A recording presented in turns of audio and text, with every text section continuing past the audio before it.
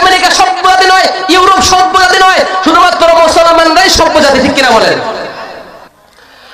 আমার ভাইয়ের রক্তে আজি ভাসছে আরাকান, আমার বোনের রক্তে আজি ভাসছে আরাকান, একটাই শুধু অপরাধ ওরা নিরহ মুসলমান, একটাই শুধু অপরাধ ওরা নিরহ মুসলমান।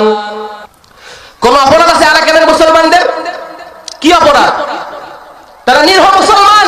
এই নিরহ মুসলমান বলেই তাদের উপরে নির্যাতন চালিয়ে, তাদের উপরে জুলুম করে, তাদের বাড়িঘর উচ্ছেদ করে, তাদের বাড়িঘরের মধ্যে আগুন দিয়ে তাদেরকে মায়ানমার থেকে বিতাড়িত করে বাংলাদেশের মধ্যে পাঠিয়েছে। কথা বলেন ঠিক কিনা?